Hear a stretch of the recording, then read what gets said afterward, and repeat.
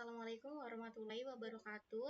Selamat pagi kepada Ibu Sofi selaku dosen pengampu mata kuliah AKL 1 kelas F dan juga rekan-rekan sekalian yang menonton video pembelajaran. Kami dari kelompok 4 akan mempresentasikan atau memaparkan terkait pengantar laporan keuangan konsolidasi.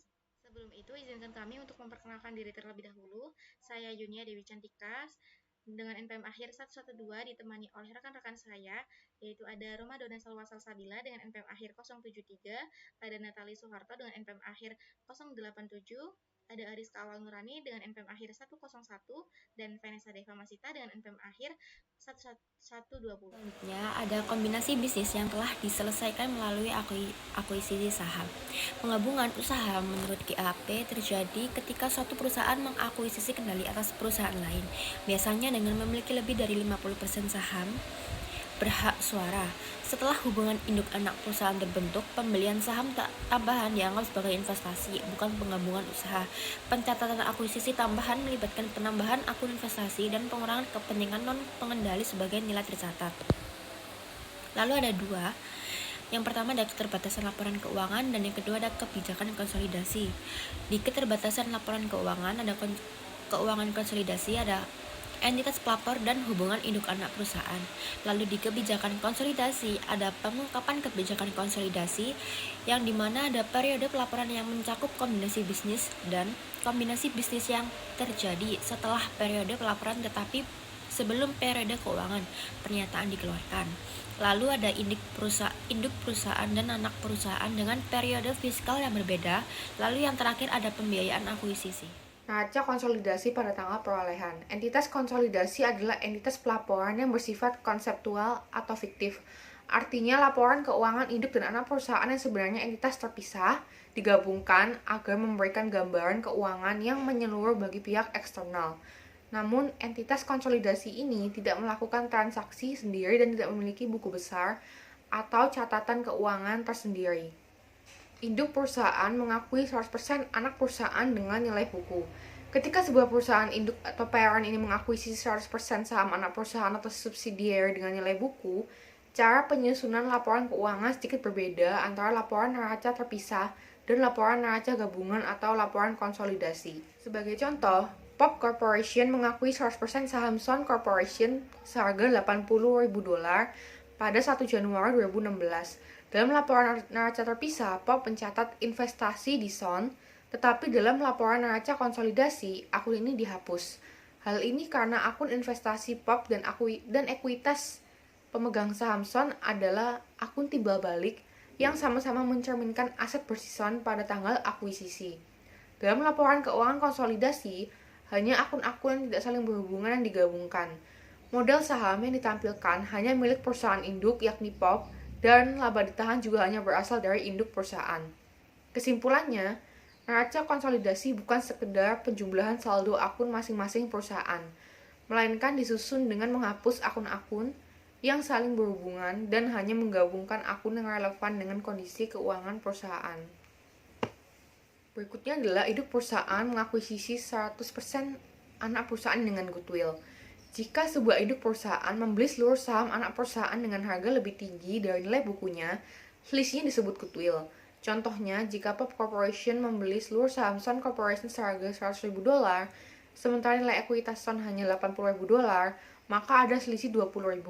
Nah, selisih ini dicatat sebagai goodwill yang muncul sebagai aset dalam neraca konsolidasi. Dan akun penjurnalannya adalah modal saham Sun di debit sebesar $60.000, lalu laba ditahan milik Sun sebesar $20.000 di debit, goodwill di debit sebesar $20.000, dan di kredit ada akun investasi di Sun sebesar $100.000. Nah, untuk menghilangkan akun investasi dan ekuitas yang saling berhubungan, serta mencatat selisih antara biaya investasi, nilai wajar, dan nilai buku sebagai goodwill. Next, jika induk perusahaan itu membeli 90% saham anak perusahaan dengan goodwill. Jika Pop Corporation membeli 90% saham Sun Corporation seharga $90.000, maka transaksi ini harus dicatat menggunakan metode akuisisi sesuai dengan standar akuntansi GAAP. Cara pencatatannya adalah yang pertama, semua aset dan kewajiban Sun dicatat dengan 100% nilai wajar, meskipun Pop hanya memiliki 90%. Lalu goodwill muncul jika harga beli lebih tinggi dari nilai buku aset bersih Sun. Dan kepemilikan minoritas 10% dalam SON juga dicatat berdasarkan nilai wajar. Nah, berikutnya adalah perhitungan goodwill dan kepemilikan minoritas jika ini perusahaan tuh hanya membeli 90% saham anak perusahaannya. Yang pertama, total nilai wajar SON dihitung dari harga dibayar POP. Jika 90% saham dibeli seharga $90.000, maka 100% nilai wajar SON adalah $100.000.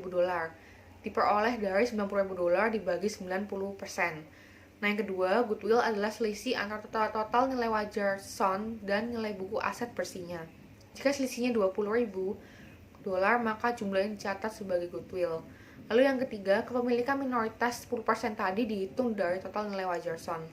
10% dari $100.000 adalah $10.000, dan ini dicatat sebagai kepemilikan non-kontrol dalam laporan keuangan. Jurnalnya adalah capital stock SON sebesar $60.000 di debit, lalu retained earnings SON sebesar $20.000 di debit, goodwill $20.000 di debit, dan di kredit ada akun investment in SON sebesar $90.000 dan non-controlling interest sebesar $10.000. Nah, apa yang harus dieliminasi dalam laporan keuangan konsolidasi? Yang pertama adalah akun investment in SON dalam pembukuan POP harus dihapus. Lalu yang kedua, akun ekuitas SON, modal saham, dan laba ditahan juga dihapus. Lalu goodwill dan kepemilikan minoritas dicatat dalam laporan keuangan konsolidasi. Berikutnya kita akan membahas kepemilikan non-kontrol atau non-controlling interest. Nah, dalam laporan keuangan konsolidasi, semua aset dan kewajiban anak perusahaan dicatat penuh, meskipun induk hanya memiliki sebagian saham. Lalu kepemilikan non-kontrol sebesar $10.000 tadi dicatat sebagai dari ekuitas, bukan sebagai liabilitas atau utang. Lalu laba yang menjadi hak pemilik saham minoritas dikurangi dari laba konsolidasi sebelum menentukan laba induk. Neraca konsolidasi setelah akuisisi, saldo akun induk dan dana perusahaan berubah untuk mencerminkan operasi terpisah mereka setelah hubungan induk anak perusahaan terbentuk. Selanjutnya, membuat penyesuaian tambahan untuk menghilangkan saldo timbal balik lainnya. Jika neraca konsolidasi disiapkan antara tanggal anak perusahaan mendeklarasikan dan tanggal membayar dividen, pembukuan induk perusahaan akan menunjukkan akun piutang dividen yang merupakan timbal balik dari akun pembayaran dividen pada pembukuan anak perusahaan. Saldo tersebut tidak mewakili jumlah yang dapat diterima dan atau dibayarkan di luar grup afiliasi. Oleh karena itu, saldo tersebut harus merupakan saldo timbal balik yang dihilangkan dalam menyiapkan laporan konsolidasi, juga menghilangkan piutang dan utang antar perusahaan lainnya, seperti piutang usaha dan utang usaha dalam menyiapkan laporan konsolidasi. Dalam penugasan pada neraca konsolidasi pada akuisisi, buku terpisah dari perusahaan afiliasi tidak mencatat perbedaan nilai wajar atau nilai buku dalam akuisisi yang menciptakan hubungan induk anak perusahaan. Di sini menggunakan prosedur kertas kerja untuk menyesuaikan nilai buku anak perusahaan agar mencerminkan perbedaan nilai wajar atau nilai buku dan jumlah yang disesuaikan muncul dalam neraca konsolidasi. Juga menentukan jumlah penyesuaian terhadap aset dan liabilitas individual menggunakan pendekatan konsolidasi satu baris. Lalu ada mencatat selisih nilai wajar atau nilai buku. Menentukan penyesuaian yang diperlukan untuk menggabungkan neraca perusahaan induk dan anak perusahaan dengan menetapkan selisih antara nilai wajar dan nilai buku pada aset dan kewajiban teridentifikasi yang dinilai terlalu rendah atau terlalu tinggi dan sisanya pada niat baik. Walaupun tidak menggunakan nilai buku aset dan liabilitas dalam menentukan nilai wajar untuk aset dan liabilitas individual, digunakan nilai buku dalam proses mekanis menggabungkan neraca induk dan anak perusahaan. Prosedur kertas kerja untuk memasukkan alokasi dalam neraca konsolidasi ada 5 langkah. Yang pertama, identifikasi alokasi yang perlu dieliminasi. Jadi menentukan alokasi, misalnya alokasi biaya manajemen, bunga pinjaman, royalti, merek, dan lain-lain sebagainya antara perusahaan dalam grup konsolidasi dan harus dieliminasi agar tidak mendistorsi laporan keuangan konsolidasi. Lalu yang kedua ada membuat jurnal eliminasi untuk mengeliminasi dampak alokasi tersebut. Jadi jurnal ini biasanya mendebit akun yang mencatat alokasi, misalnya beban alokasi manajemen, dan mengkredit akun yang menerima alokasi, misalnya pendapatan alokasi manajemen. Dan jurnal ini dibuat di kertas kerja konsolidasi, bukan di buku besar masing-masing perusahaan. Lalu yang ketiga, memasukkan jurnal eliminasi ke kertas kerja konsolidasi. Jadi menambahkan jurnal eliminasi ke kertas kerja konsolidasi biasanya kertas kerja konsolidasi itu memiliki kolom-kolom untuk masing-masing perusahaan dalam grup, kolom untuk jurnal eliminasi dan kolom untuk saldo konsolidasi. Lalu yang keempat, hitung saldo konsolidasi. Setelah jurnal eliminasi dimasukkan, menghitung saldo konsolidasi untuk setiap akun, dan saldo konsolidasi adalah jumlah dari saldo masing-masing perusahaan setelah ditambah atau dikurangi dengan jurnal eliminasi yang relevan. Lalu yang terakhir, yang kelima, menyusun neraca konsolidasi. Jadi menggunakan saldo konsolidasi dari kertas kerja untuk menyusun neraca konsolidasi, dan neraca konsolidasi akan menunjukkan posisi keuangan grup konsolidasi secara keseluruhan, seolah-olah grup tersebut adalah satu entitas tunggal. Nah, baik, selanjutnya di sini saya akan menjelaskan terkait pengaruh amortisasi terhadap neraca konsolidasi setelah akuisisi. Amortisasi setelah akuisisi dapat mempengaruhi neraca konsolidasi dalam beberapa aspek, terutama terkait dengan aset tidak berwujud dan nilai wajar aset bersih yang diperoleh. Berikut adalah beberapa pengaruhnya. Yang pertama, ada pengurangan aset tidak berwujud. Aset seperti hak paten atau merek dagang diamortisasi sehingga nilainya di neraca berkurang seiring waktu. Dan yang kedua, penurunan laba ditahan. Amortisasi dicatat sebagai beban di laporan laba rugi yang mengurangi laba bersih dan pada akhirnya menurunkan saldo laba ditahan dalam ekuitas. Dan yang terakhir, yang ketiga, dampak pada aset bersih. Seiring amortisasi berlangsung, total aset bersih perusahaan menurun yang bisa mempengaruhi rasio keuangan seperti ROA atau Return of Asset dan DE atau Debit of Equity rasio. Nah, selanjutnya, laporan laba rugi konsolidasi. Laporan laba rugi konsolidasi menggabungkan pendapatan dan beban perusahaan induk serta anak perusahaan, tetapi dengan penyesuaian tertentu, yaitu amortisasi aset dinilai ulang. Jika aset anak perusahaan dinilai lebih tinggi pada saat akuisisi, amortisasi tambahan dicatat dalam laporan konsolidasi. Yang kedua, laba bersih konsolidasi lebih rendah dari laba gabungan karena ada eliminasi pendapatan, investasi, dan tambahan beban amortisasi. Dan yang terakhir, laba ditahan konsolidasi sama dengan laba ditahan induk. Ini karena saldo laba ditahan anak perusahaan sudah masuk dalam ekuitas induk saat konsolidasi. Selanjutnya dijelaskan oleh teman saya. Selanjutnya, kita akan membahas mengenai akuntansi pass down. Akuntansi pass down adalah proses pencatatan dampak penetapan harga pembelian langsung pada pembukuan anak perusahaan. Keputusan untuk menerapkan akuntansi pass down tidak dapat dibatalkan. Syarat untuk akuntansi pass down dalam pengajuannya adalah ketika anak perusahaan dimiliki secara substansial sepenuhnya sekitar 90% tanpa utang yang dimiliki publik atau saham preferen yang beredar.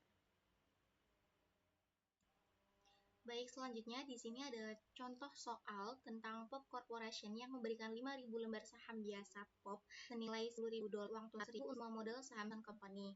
Nah, perusahaan tertutup pada tanggal 3 Januari 2016. Saat ini saham Pop tercatat di Bursa Nasional pada harga 55.000 per lembar. Nah, di sini ada neraca SON dan informasi nilai wajar pada tanggal 3 Januari. Nah, caranya dengan menggunakan akuntansi pass down, yaitu POP mencatat investasinya di SON dengan cara biasa. Investasi di SON seharga 375 berasal dari 5.000 lembar saham biasa dikalikan dengan 55.000 per lembar yang tercatat di Bursa Nasional dijumlah dengan uang tunai senilai 100.000 menghasilkan 375.000. Lalu untuk uang tunainya ada 100.000 dan saham modal yaitu 5.000 lembar saham dikalikan dengan 10.000 lembar saham biasa. Lalu untuk tambahan modal yang disetor adalah berdasarkan dari 375 dikurangi dengan 150 hasil dari penjumlahan uang tunai dan juga saham modal, menghasilkan 225. Baik, yang selanjutnya adalah membahas tentang penyusunan lembar kerja neraca konsolidasi. Di sebelah kiri terdapat soal dan di sebelah kanan terdapat jawaban. Nah, di soal ini membahas tentang Parent Corporation yang mengakuisisi 90% dari saham berhak suara yang beredar dari perusahaan anak. Kita akan membahas mengenai kertas kerja yang ada di jawaban sebelah kanan. Untuk yang di sisi debit terlebih dahulu, yaitu ada modal saham senilai 3.000 didapat dari neraca anak perusahaan. Lalu ada laba ditahan senilai 1.100 didapat dari neraca anak perusahaan juga. Dan ada goodwill senilai 1.000, ini didapat dari soal di kalimat terakhir yang mengatakan bahwa goodwill harus sebesar 1.000. Lalu kita pindah ke sebelah kredit, yaitu ada investasi pada anak perusahaan senilai 4.590, ini didapat dari neraca induk perusahaan pada akun investasi pada anak perusahaan senilai 4.590. Lalu di Selanjutnya ada kepentingan non pengendali yaitu sebesar 510. Ini didapat dari hasil perkalian antara kepemilikan pihak lain anak perusahaan yaitu senilai 10% dikalikan dengan 5.000 lembar saham menghasilkan 500.000. Lalu dijumlah dengan 10% dikalikan dengan laba bersih senilai 200.000 menghasilkan 20.000 dan dikurangi dengan 10% dikalikan dengan dividen yang diumumkan sebesar 100.000 maka menghasilkan 510.000. Baik, sekian dari kami kelompok 4 terkait pemaparan pengantar laporan keuangan konsolidasi. Kurang lebihnya mohon maaf.